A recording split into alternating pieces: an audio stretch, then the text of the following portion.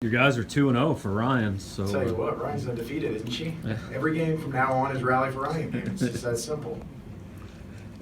What was, I mean, all the guys kind of coming off and giving you a hug after the game and stuff. What's just the emotion of being, not just the day, but being able to win?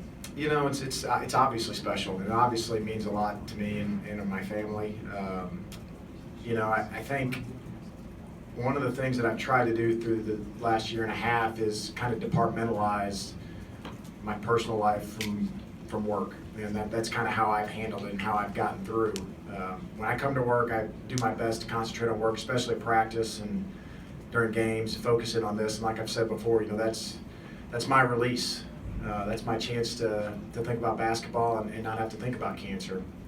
And then, you know, we have tonight where the two worlds collide, and without a doubt, it's emotional, you know, in every way possible. So it meant a lot to me that the guys, it meant so much to our guys. And, you know, I could tell before the game and leading up to the game that, you know, they wanted to play well and they wanted to play well for Ryan.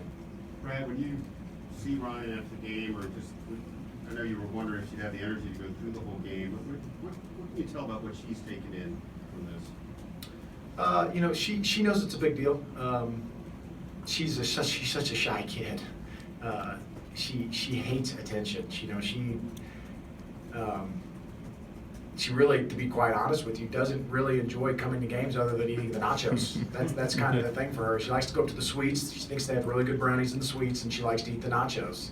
And once she gets that done, she's ready to go home. But you know, she understands how big this is, and she understands what we're trying to do. She knows we're trying to help other kids that are dealing with what she's dealing with. And so, you know, I'm proud of her for coming here and putting on a brave face. You know, she's doing really well, but she doesn't feel great right now. But you know, you couldn't have told that today. She's been remarkable all day long. Last year you guys had a 9-game losing streak, and then playing this game you win. This year, you know, the 13 game. Is she even aware of that kind of stuff? Like, No. Does she know that Daddy's work is not, you know? No, she has no idea. My son reminds me of it quite often, but no, she has no idea. She could really care less. We could be, you know, when we won the national championship at Central Missouri, she could have cared less. We were 13-game losing streak, could have cared less. Doesn't matter. I'm still Daddy, and she just wants what she wants. You know, Daddy comes home, she wants Daddy to leave her alone and let her play on her iPad, not bug her, and not tickle her. Brad, you mentioned she hadn't been feeling great. For those people who maybe haven't followed every day, I mean, where's she at right now, health-wise? So as everybody knows, she relapsed in November and had a brain tumor. So we had surgery for that, got it removed, and then you know, with relapse comes, you start the process all over again with the chemotherapy, the radiation, and all that not so fun stuff. And so she just finished up radiation and chemo. And now it's just a matter of getting her body back healthy again, because as you know, chemo doesn't just kill cancer, it kills everything, and it makes you feel horrible. And so she's just trying to get her body to where she's ready to move on to the next stage of treatment, which is called immunotherapy. Brad, I know this is a big game for your family, and it certainly means a lot, but how much do you think it also means for the players to get a win? Oh, well, I mean, it's like Coach said earlier, it has amazed me every day how these kids show up and work hard every single day.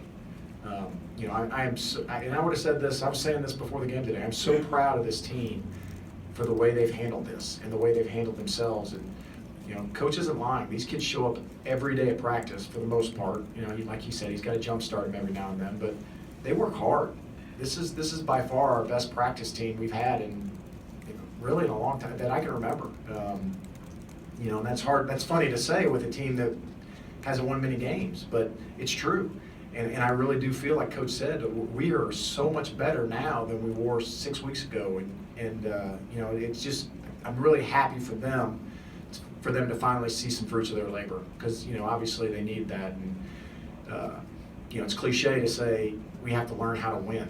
You know, what does that mean? Well, I think we took a step in the right direction today in learning how to win, how not to shoot ourselves in the foot, how to be solid, how to do the little things in crucial situations, how not to make dumb fouls, how not to make careless turnovers. And I thought tonight, you know, we did that. You know, Arkansas played well. I mean, they shot 51% from the floor, so it's not like we caught them on an off night by any means. You know, our kids we got a lead, and, you know, we bended, but we didn't break. Brad, do you think it's more than a coincidence that maybe the two best games you guys have played the last 2 years have been on? No, I don't think it's a coincidence. I think, you know, like I said, we need to make Rally for Ryan night every night, but these kids take it personal. You know, they see what my daughter goes through. They know how hard it is for her, and they really did want to win this game for her. And, you know, and obviously, you know, when you put a bunch of people in the stands and there's a bunch of energy in the gym, that obviously helps.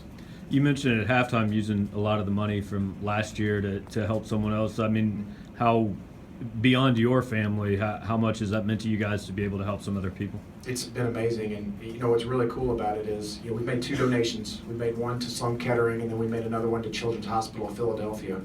And obviously Ryan's at Slum Kettering, and so we get to see the kids that are on the clinical trial that we help fund.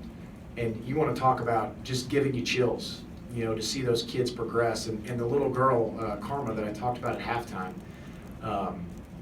you know, she's one of Ryan's best friends up there. And so we spend a lot of time with her and a lot of time with her family. And to see something that we did, you know, help buy her time and help her fight for her life, you know, that's the biggest win that I've ever experienced in my life. And, you know, the day we found out that she had gone into remission because of this clinical trial, you want to talk about crying like a baby. I can remember hearing it. You know, my wife texted me, and I'm sitting on the couch, and I just broke out in tears because you know, that's really making a difference right there. You know, and it really made all that we've done for Rally for Ryan worth it at that moment. Brad, you mentioned this morning that the fashion show is what Ryan was really looking forward to. What was it like talking with her after that? Because that was kind of what inspired her and her fight and getting down from New York. She was on cloud 9. It really was. Like, you know, when you want to talk about motivation, obviously she wanted to get out of the hospital. She can't stand. Nobody can stand in the hospital, but she's logged some serious hours in that hospital, and so she really wanted to get out because she really wanted to be a part of that fashion show. She thought that was really cool, and so to see her go through that and, you know, see everybody stand up and cheer for her when she walked up and down the runway, that was really neat as a parent, because, you know, she doesn't get to do a whole lot of normal kid things right now. And so for her to get to do something like that, that's a kid thing that a normal kid would be excited about, that's really special. Brad, I know it was a little in question whether she would be here or not. You guys weren't quite sure yet. When did you get the news that she was discharged, and you guys able to? We kind of got the idea that it was going to happen late Tuesday afternoon, and then my wife, she's a bulldog, she's a pit bull. She jumped all over that, and she made the doctors commit to it as early Wednesday morning. And as soon as she got the go ahead, man, she worked out a flight home, and she was out of there before they could change their minds.